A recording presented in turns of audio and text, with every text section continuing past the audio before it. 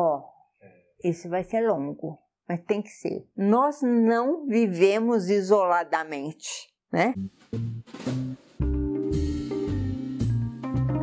O problema da comunicação, ou a dificuldade que as pessoas estão encontrando, estão tendo em se comunicar, está preocupante hoje em dia, tanto na área empresarial, como na área pessoal, educacional, redes sociais. Nós não vivemos isoladamente, né? Nós vivemos numa comunidade, seja numa comunidade humana, presencial, e hoje em dia nós vivemos numa comunidade online. Por que isso acontece? Se você pensar assim, nossa, mas nós temos internet, nós temos WhatsApp, e por que a comunicação tá ruim, tá difícil? A dificuldade de comunicação está diametralmente oposta às facilidades com que temos para encontrar pessoas, conversar com pessoas, trocar informações. Por que isso acontece? Por que as pessoas brigam tanto em grupos de WhatsApp? Você nunca sabe como o outro está na hora que ele vai ler a sua mensagem. Você não sabe. Aquela pessoa que lê também não sabe como você escreveu. A pessoa entende que você está brigando com ela. Por que ela entende que você está brigando com ela? Porque existe uma briga dentro dela e que ela não percebeu que essa briga existe dentro dela. Tem uma regra de ouro no que acontece na vida com as pessoas. Qual é a regra de ouro? Nada acontece na realidade externa que não tenha acontecido antes na realidade interna. E o que é a realidade interna? É dentro de você, dentro de mim, dentro do outro. Se o outro pensa que você está brigando com ele, é porque ele está brigando com ele. E a pessoa vai ficar com raiva de você porque ela acha que você brigou com ela, só que na verdade, ela está com raiva dela também. O mundo externo, ele reflete o mundo interno. Então, isso é uma regra de ouro. Por que é uma regra de ouro? Para a gente compreender as pessoas. É de ouro porque é uma baita colaboração para a gente entender o que está acontecendo. Qual seria um caminho? Se você me perguntar, tá bom, e qual é a solução? Qual é a solução, mas eu não quero ir para terapia. Vamos ver uma outra coisa, que não seja fazer terapia. Eu sou uma franca defensora da literatura. Eu acho que ler é terapêutico. Que ler é terapêutico. E ler ficção é terapêutico. Então, para a gente entender a ação terapêutica da literatura ou de se ler ficção, eu acho que a gente tem que voltar um pouco atrás dos contos de fadas, né? Das crianças que ouvem os contos de fadas.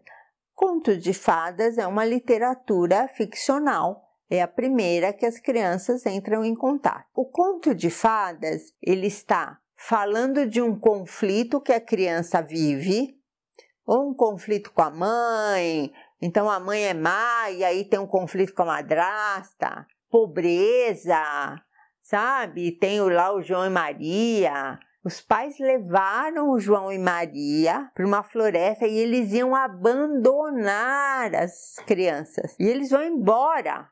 E eles ficam lá sozinhos. Quer dizer, existem conflitos, assim, muito grandes nos contos de fada. A gente fica pensando assim, nossa, vai contar isso para uma criança. Pesado isso, né? O Bambi, ele vê a mãe dele ser morta. Vai colocar isso numa história de criança? Mas a criança, ela está ouvindo a história usando a atividade imaginativa dela, tá? Ela não está ouvindo a história só com o lado esquerdo do cérebro, né? Ela está ouvindo com a atividade imaginativa, o hemisfério direito.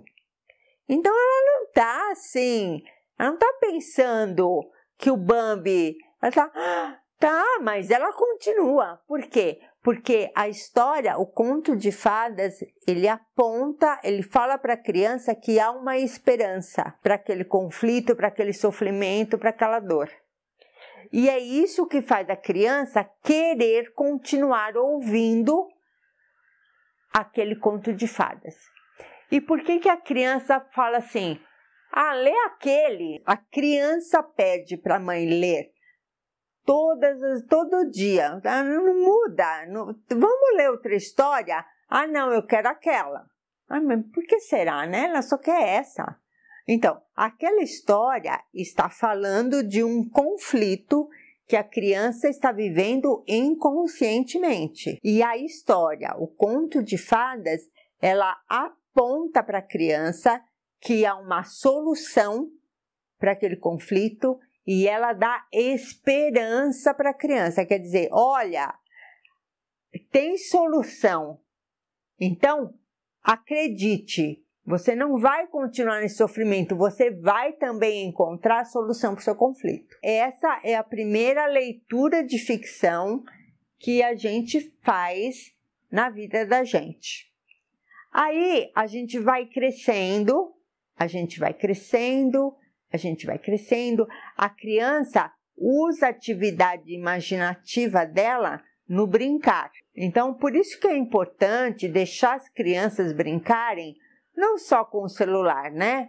Deixar brincar com uma bola, um cubo ou caixinhas, para que ela possa pegar uma caixinha e achar que é um robô, ou que ela pode pegar uma bola e achar que é um urso, né? Então, você oferece material que seja indefinido para que a criança possa projetar, possa usar a atividade imaginativa dela. E a criança usa essa atividade imaginativa de ouvir os contos de fada, leva para o brincar. Aí, quando chega na adolescência, qual é a grande dor, né, de todo mundo? Eu não posso mais brincar. Essa é uma grande... Olha, talvez essa dor seja a segunda depois, né, a dor maior depois do desmame. Tá? O desmame a gente vai falar uma outra hora. Mas eu não posso mais brincar. E essa atividade imaginativa, a criança não tem que perder. Ela está lá, não é uma coisa ruim. A criança vai ter que encontrar uma maneira de adequar uma atividade para ela adequar a atividade imaginativa dela. Onde? Leitura de histórias. Então, a criança vai ler gibi, vai ler livro de histórias, ou até vai assistir desenho animado também, não tem problema. É um canal para ela usar a atividade imaginativa dela. Aí o adulto, ele vai ler também, e na minha opinião é a ficção, que ela tem um poder maior para ajudar o adulto a pensar nos conflitos dele. Por quê? Porque a ficção, ela faz o mesmo papel do conto de fadas. A ficção, ela vai conversar com o lado direito do cérebro do adulto. Então, o que é ficção? Ficção é uma história que não é real. Não precisa ser ficção científica. Pode ser uma história assim, alguém chegou na minha casa, bateu na porta, eu abri e vi que não tinha ninguém. Isso é uma história de ficção, tá? Isso é uma história de ficção. E, veja bem, alguém bateu, eu fui lá abrir e não vi ninguém, então começa uma situação que eu preciso usar a minha atividade imaginativa. Agora, veja bem, eu não estou me afastando da dificuldade de comunicação. O que acontece? Quando o Tico e o Teco estão brigando, né? E quando o Tico e o Teco estão brigando, e naquela regra de ouro, nada acontece no mundo externo que não aconteceu primeiro no mundo interno, o Tico e o Teco estão brigando, eu olho para a realidade externa, não só eu brigo com todo mundo, mas como todo mundo está brigando um com o outro. Né? Então, o mundo interno é refletido no mundo externo. Quando eu pego um livro de ficção, aquela história, aquele livro, aquele autor criativo, ele vai conversar diretamente com o hemisfério direito do cérebro, falando numa linguagem atual, né? Porque essa coisa de hemisférios é uma coisa bem atual, então falando uma linguagem atual. Quando eu leio uma história ficcional que está dizendo que aquele herói estava encontrando uma maneira de lidar com uma situação que para mim me dá medo. Eu abri a porta, alguém bateu na porta e não tinha ninguém. E eu fiquei com medo. Mas na literatura ficcional, o que o herói fez? Na hora que o herói está lidando com uma situação que me provoca medo, mas ele está lidando de uma forma que diz para mim que existe uma solução, o Tico e o Teco vão parar de brigar e eles vão começar a prestar atenção. Assim, opa! Alguém vive isso que eu vivo e lida de uma maneira diferente que não é ficar sentindo medo. O Tico e o Teco, eles falam assim, peraí, vamos prestar atenção. Então aí, hemisfério esquerdo começa a se comunicar com o hemisfério direito. Tá? Então, essa é a ação terapêutica da leitura de ficção. É a modificação do mundo interno. Dentro de você, você começa a se comunicar de uma maneira diferente, você começa a se compreender, você começa a deixar de se condenar e aí, consequentemente, você passa a compreender o outro, você deixa de condenar o outro e porque você está se entendendo, você se propõe a entender o outro. Então, a ação terapêutica da leitura de ficção, ela é muito profunda. Nós ainda não sabemos tudo o que acontece dentro da pessoa quando a pessoa está lendo e o gênero ficção. Assistir um filme? Ah, eu posso, tá, tem um livro, tá, eu vou assistir o filme, tá bom, pode. Mas qual é a diferença? Existe uma diferença. Quando você assiste um filme, você é passivo. O que acontece? Você é invadido por imagens, cores, sons e você simplesmente recebe. Quando você lê, você é ativo. Você lê, Capitu tinha olhos de ressaca. Você desenha o rosto da Capitu. Como é que é olhos de ressaca para você? Sabe, os seus olhos de ressaca não serão iguais aos meus olhos de ressaca. Certamente não serão. Percebe? Então, a leitura, ela é muito mais ativa do que assistir um filme. Por quê? Quando você assiste um filme, você vai ver a Capitu com olhos de ressaca. Mas quando você lê Machado de Assis, você vai desenhar o rosto da Capitu.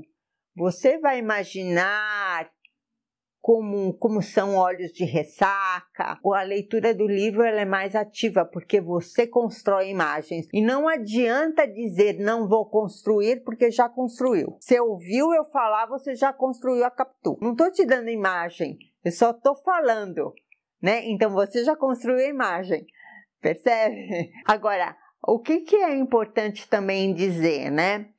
se você quiser fazer uma crítica, né, uma sinopse, você vai escrever uma sinopse de um filme. Então, no meu site gazetainsônia.com, eu tenho várias sinopses psicológicas de filmes interessantes.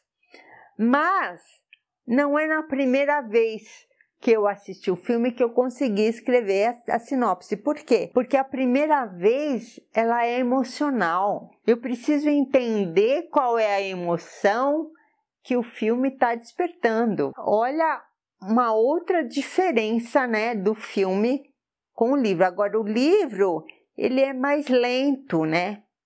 Ele é mais devagar, então você vai processando. Você vai processando, você não precisa ler o livro 2 vezes para você escrever uma sinopse. Não, você lê uma vez só e você escreve uma sinopse. Mas se você quiser escrever uma sinopse de qualidade de um filme, você vai ter que assistir mais de uma vez. Vai ter que voltar. Porque o teu emocional ocupa um espaço muito grande quando você está assistindo um filme. Ocupa todo o espaço. Às vezes, né, se está em grupo, as pessoas, peraí, dá um pause, vamos conversar sobre isso. Não é assim? Isso é uma delícia fazer, mas precisa dar o pause. Por quê? Porque a gente precisa de tempo. A gente precisa respirar, a gente precisa sair da emoção. Tá? Então essa é a diferença entre assistir filmes e ler livros. Veja bem, não é que é errado uma coisa ou certo ou não é isso. É qualitativamente diferente. Agora, a ação terapêutica da leitura ficcional. Eu vou defender até a morte a ação terapêutica do gênero ficção. Não só porque escrevo ficção, mas porque é verdade. Eu tive experiência com um grupo literário onde pessoas lendo o mesmo livro se reuniam para trocar emoções que tinham sido despertadas nelas enquanto liam aquele livro. E as emoções são completamente diferentes. É o mesmo livro e cada um sentia uma coisa, ou cada um parou numa determinada cena, numa determinada página, e tinha um momento que a gente tinha liberdade assim, ó, qual trecho você quer compartilhar?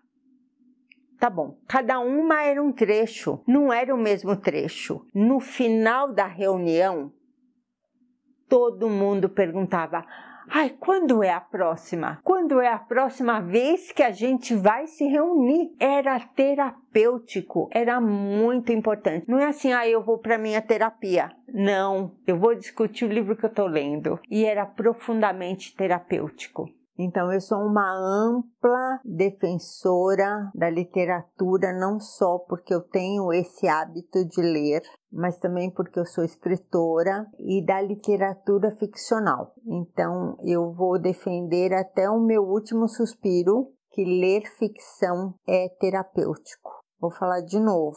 Ler ficção é terapêutico. De novo, ler ficção é terapêutico. Freud, ele, nas obras dele, em vários momentos, ele escreveu sobre literatura, sobre autores, escritores, né? E teve uma frase lindíssima do trabalho dele, Escritores Criativos e Devaneios.